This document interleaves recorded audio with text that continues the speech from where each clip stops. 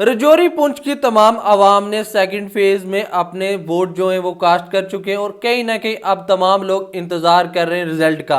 और कहीं ना कहीं जो प्रिडिक्शंस हैं वो भी लग रही हैं, कौन जीतेगा कौन हारेगा, कोई बोल रहा है ये कैंडिडेट जीतेगा, कोई बोल रहा है ये जीतेगा। तो आप कहीं ना कहीं जो हमारी प्रिडिक्शंस है वो भी सामने रखेंगे और बात करेंगे कौन सी असेंबली कॉन्स्टिट्यूंसी से कौन सा नेता जो है वो जीतेगा, कौन सा कैंडिडेट जीतेगा, उस हवाले से हम बात करेंगे। तो अब अगर हम शुरुआत करें यहाँ पर रजौरी असेंबली कॉन्स्टिट्यूंसी से, यहाँ पर आपको पता है बीजेपी और कांग्रेस की टकरार थी। कांग्रेस और नेशनल कॉन्फ्रेंस के अलायंस के कैंडिडेट के तौर पर इफ्तिकार अहमद यहाँ से इलेक्शन लड़ रहे थे और यहाँ पे बीजेपी के विबोध गुप्ता जो हैं वो इलेक्शन लड़ रहे थे और कहीं ना कहीं इन दोनों की बड़ी टकरार जो है चल रही थी। और कहीं ना कहीं अगर मैं आपको बता दूं तो मुझे लगता है कि यहाँ से विबोध गुप्ता जो है ये सीट ले जाएंगे। बीजेपी रजौरी वाली सीट मुझे लग रहा है जीत जाएंगे। अगर मेरी प्रेडिक्शन सुनोगे तो बीजेपी रजौरी वाली सीट जीत जाएगी। अब अगर हम चले जाएं थन्ना मंडी वाली पे, उधर भी कमर चौधरी और इकबाल मलिक जो उनके बीच में बड़े कांटे की टक्कर हो रही है और कहीं ना कहीं इन दोनों में से कोई एक जीतेगा। अब यहाँ वाली सीट को ना आप प्रिडिक्ट नहीं कर सकते, पर मुझे यहाँ पे लग रहा है कि यहाँ पर कमर चौधरी जो है क्या पता ये वाली सीट जीत जाए। पर इसमें आपको बता दूं इकबाल मलिक को भी आप कम नहीं लेकर चले। मुझे लगता है इन दोनों में से एक तो जीत कर आएगा, आप इसको प्रिडिक्ट ही नहीं कर सकते। पर अगर मैं यहां से लेकर चलूं एक कैंडिडेट मुझे चूज करना पड़े तो मैं अभी कमर चौधरी साहब के साथ जाऊंगा। तो आप समझ लें पीडीपी वाली सीट जो है यहां से थन्ना मंडी से मुझे लग रहा है कि पीडीपी ये वाली सीट जीत सकती है। और अब अगर हम चले जाएं बुद्धल असेंबली कॉन्स्टिट्यूंसी में, वहां पर मैं आपको बता रहा हूं ये बीजेपी ये वाली सीट आराम से जीत जाएगी। अब मैं इसमें लगा लें आपकी अच्छे खासे जो वोट है यहाँ पर बीजेपी लेगी। आप समझ लें 35-36 हजार से ज्यादा वोट जो हैं बीजेपी के जुल्फकार चौधरी को मिलेंगे। अब जिस तरीके मुझे लग रहा है नेशनल कॉन्फ्रेंस यहाँ पर हार जाएगी, जिस तरीके मैं प्रेडिक्ट कर पा रहा हूँ। अब अगर हम चले जाए यहाँ पर नौशहरा असेंबली कॉन्स्टिट्यूंसी में, यहाँ पर आपको पता है रविंदर रैना साहब इलेक्शन लड़ रहे हैं और उनके सामने सुरेंद्र चौधरी हैं जो यहाँ पर नेशनल कॉन्फ्रेंस और कांग्रेस के कैंडिडेट के तौर पर इलेक्शन लड़ रहे हैं और इन दोनों में मुकाबला था। और यहाँ पे जो क्लैरिटी मुझे दिख रही है रविंदर रैना साहब यहाँ पे आराम से जीत जाएंगे। और अब हम अगर चले जाएं यहाँ पर कालाकोट असेंबली कॉन्स्टिट्यूंसी पे, यहाँ पर आपको बता दूं नेशनल कॉन्फ्रेंस का कैंडिडेट भी है, नेशनल कॉन्फ्रेंस और कांग्रेस का अलायंस का कैंडिडेट भी है, बीजेपी का कैंडिडेट भी है। पर यहाँ पर अशोक शर्मा एडवोकेट अशोक शर्मा जो है वो भी यहाँ पे इलेक्शन लड़ रहे हैं डीपीएपी के कैंडिडेट के तौर पे। आपको पता है आजाद साहब की पार्टी है डीपीएपी की पार्टी, ये पहले कांग्रेस में थे, एमएलसी भी रह चुके, एमएलए भी रह चुके और कहीं ना कहीं मुझे लग रहा है कि ये वाली सीट जो है ये इस बार आराम से जीत जाएंगे। अब यहाँ पे भी प्रेडिक्ट नहीं कर सकते, पर अशोक शर्मा की कहीं ना कहीं मुझे लग रहा है कि ये वाली सीट वो आराम से जीत जाएंगे। अब अगर हम चले जाएं यहां से पुंछ वाली साइड क्या हो रहा है आपको बता दूं सुरनकोट असेंबली कॉन्स्टिट्यूंसी है। यहां पर मुझे लग रहा है कि चौधरी मोहम्मद अकरम जो है वो आराम से जीत जाएंगे, जिस तरीके में प्रेडिक्ट कर पा रहा हूं। और फिर हम अगर चले जाएं यहां पर मेंढर असेंबली कॉन्स्टिट्यूंसी में, यहां पर भी मुकाबला जो है काफी अच्छा है। पर यहां पर मैं आपको बता दूं जावेद रैना जो है नेशनल कॉन्फ्रेंस और कांग्रेस के अलायंस के कैंडिडेट जो है जावेद रैना ये आराम से जीत जाएंगे। पर यहां पर आपको बता दूं बीजेपी पुंछ वाली साइड से एक सीट जो है वो जीत जाएगी। आप बोलेंगे कौन सी वाली?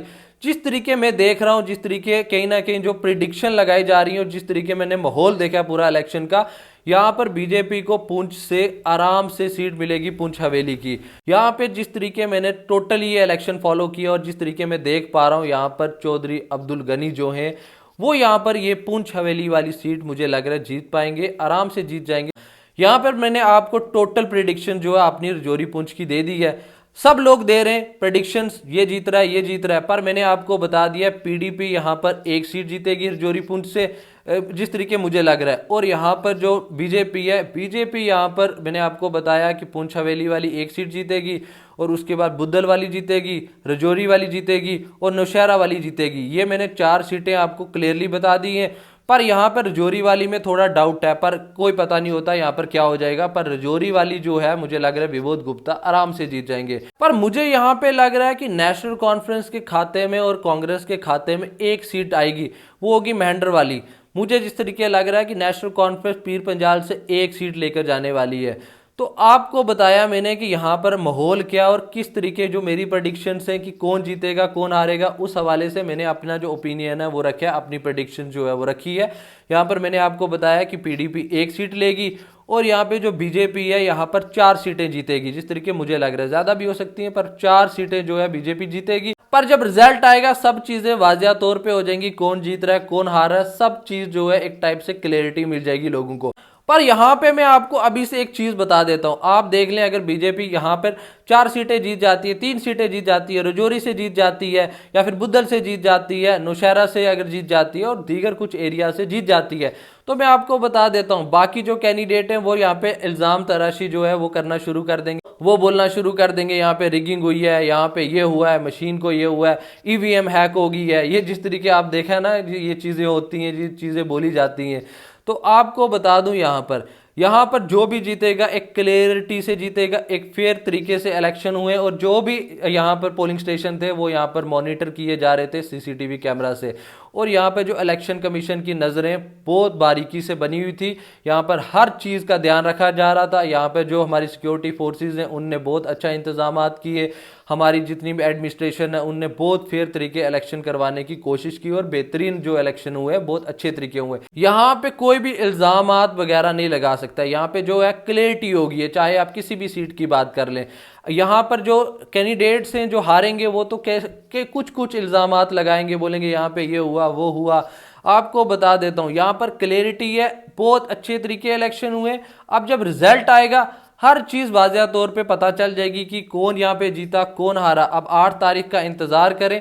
बाकी मैंने आपको अपनी प्रेडिक्शन जो है बता दी है, आपका क्या कहना है, क्या लगता है आपको महेंद्र से कौन जीतेगा, सुरनकोट से कौन जीतेगा, कालाकोट से कौन जीतेगा, नौशहरा से कौन जीतेगा, बुद्धल से कौन जीतेगा, रजौरी से कौन जीतेगा, इस हवाले से सुरनकोट से कौन जीतेगा, इस हवाले से आप लोग कमेंट कर कर अपनी राय रखें, अपनी प्रेडिक्शंस भी रखें, हमें बताएं कि कौन जीत रहा है, आप क्या सोचते हैं इस बारे में। तो आप लोग भी ये कमेंट करें और अपनी राय रखें।